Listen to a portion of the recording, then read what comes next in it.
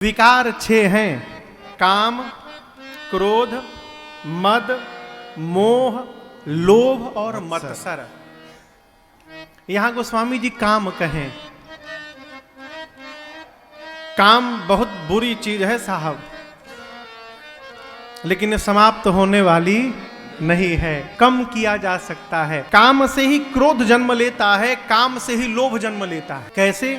कोई आदमी मान लीजिए सभागार में पीछे आकर बैठा है, कामना ने जन्म लिया, काश आगे पहुंच जाता न तो आनंद आ जाता। कामना ने जन्म लिया, पीछे से आगे आने का आगे आ गया।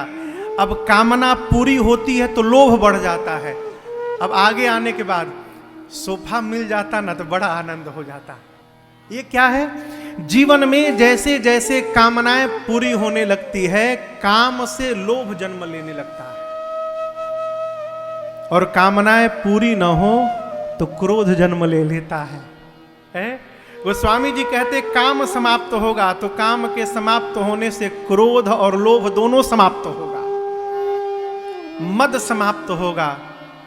है कोई मेरी जैसी कथा कराने वाला? दंभ समाप्त होगा। दुनिया देखती रह गई, मैं करा के चला आया, ये दंभ है। ये सब समाप्त हो जाएंगे। क्यों? कथा सुनते सुनते पता चलता है न राजन गाने वाला है न आप कराने वाले हैं। यही बैठ के गवा भी रहे हैं और यही मति फेर के करवा भी रहे हैं। हम और आप कठपुतली की तरह केवल नाच रहे हैं बस। ये कैसे होगा? ये कथा सुनने से होगा। पूज्यपाद गोस्वामी तुलसीदास जी कहते हैं, मैंने जिस ग्रंथ की रचना की है, इस ग्रंथ का नाम रामायण नहीं है। क्या नाम है? कहिए। रामचरित मानस नाम। देखिए, पूज्यपाद श्री गोस्वामी तुलसीदास जी महाराज ने बहुत सोच समझकर इस ग्रंथ का नामकरण किया। इस ग्रंथ के पहले रघुनाथ जी के ऊपर जितने ग्रंथ बनाए गए, प्रायः सभी ग्रंथों का नाम रामायण पड़ा। क्या पड़ा? सामान्य भाषा में आज भी हम लोग रामायण ही कहते हैं। घर में रामायण जी का पाठ हो रहा है, लेकिन वो रामचरितमानस जी का पाठ है। मानस होता है मन। मानस यानी मन। असमानस मानस चह चाखी। मानस यानी मन। गोस्वामी श्री तुलसीदास जी महाराज का नामकरण करने का अर्थ है कि जो भी मनुष्य इस ग्रंथ को पढ़ के समझ लेगा, उसके मानस में एक ना एक दिन पूरा श्री राम चरित्र आकर बैठ जाएगा।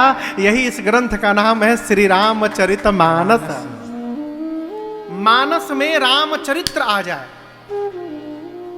प्रभु यहां दर्शन करिए। इसको क्या कहते हैं? हॉरिजॉन्टल कहते हैं ना, और इसको वर्टिकल कहते हैं। हाँ? पहले जो प्रति आती थी गोस्वामी जी की, उसमें वर्टिकल नाम लिखा रहता था श्री रामचरित मानस। सबसे नीचे क्या रहता था? मानस। कहिए। मानस। मानस यानी मन। गोस्वामी जी कहते हैं कि जो भी मनुष्य इस ग्रंथ को पढ़ के समझ लेगा, उसके मानस के ऊपर पूरा का पूरा श्री राम चरित्र आकर खड़ा हो जाएगा। तभी इस ग्रंथ की सार्थकता है और इसकी सफलता है। एक तो ये अर्थ है। दूसरा अर्थ, मानस कहते हैं सरोवर को। मानस का एक अर्थ भी है सरोवर। एक सरोवर जानते हैं ना, मान सरोवर। वो मान सरोवर है और ये मानस सरोवर है। श्री रामचरित मानस अर्थात भगवान के चरित्र का सरोवर है। वहां भी लोग नहाने जाते हैं।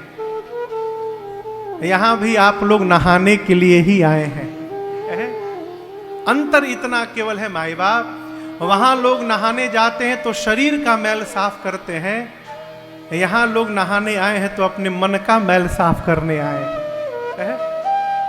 वहां नहाते हैं तो सावधानी रखते हैं कहीं डूब न जाए, और यहाँ डूबने के लिए ही नहाते हैं। वहाँ जो डूबता है वो मर जाता है, और इसमें जो डूब जाता है वो तर जाता है। ये मूल अंतर है मानस सरोवर का और मानस सरोवर का। और मैं आपसे निवेदन करूं, चमड़ी कितनों गोर हो जाए, चमड़ी कितनों गोर हो जाए हो, बुरा ना मानिएगा, मन यदि साफ नहीं हुआ ना तो इस गोर होने का कोई अर्थ नहीं निकलता समाज में। बड़े अद्भुत साधक थे प्रातः स्मरणीय पूज्य स्वामी श्री राजेश्वरानंद सरस्वती जी महाराज। अद्भुत विभूति, मुझे बहुत प्यार करते थे। स्वामी जी की एक रचना है, कहते हैं तन को जल से धुलाना सरल है मगर मन को निर्मल बनाना बड़ी बात है। तन को जल से धुलाना सरल है मगर तन को जल से धुलाना सरल है मगर मन को निर्मल बनाना बड़ी बात है। मन को निर्मल बनाना बड़ी बात है। भोग हित दौड़ जाना स्वाभाविक ही है। भोग हित दौड़ जाना स्वाभाविक ही है। भोग तज पार जाना बड़ी बात है। भोग तज पार जाना बड़ी बात है।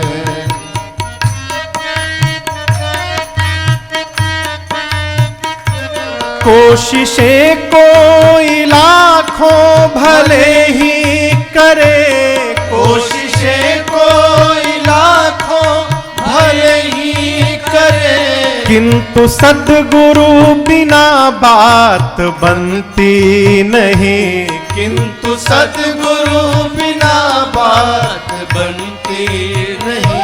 ग्रंथ पढ़ ज्ञान पा लेना आसान है। ग्रंथ पढ़ ज्ञान पा लेना आसान है। अपना आनंद पाना बड़ी बात है। अपना आनंद पाना बड़ी बात है। तन को जल से धुलाना सरल है मगर तन को जल से धुलाना सरल है मगर मन को निर्मल बनाना बड़ी बात है। मन को निर्मल बनाना बड़ी बात है।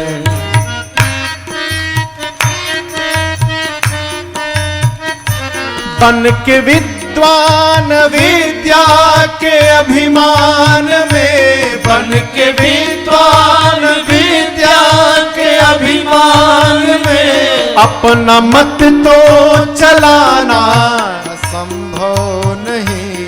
अपना मत तो चलाना असंभव नहीं। पूरे संयम सहित धर्म की राह पर, पूरे संयम सहित धर्म की राह पर जिंदगी को चलाना बड़ी बात है। जिंदगी को चलाना बड़ी बात है। तन को जल से धुलाना सरल है मगर तन को जल से धुलाना सरल है मगर मन को निर्मल बनाना बड़ी बात है। मन को निर्मल बनाना बड़ी बात है। मन को निर्मल बनाना बड़ी बात है। मन को निर्मल बनाना बड़ी बात है।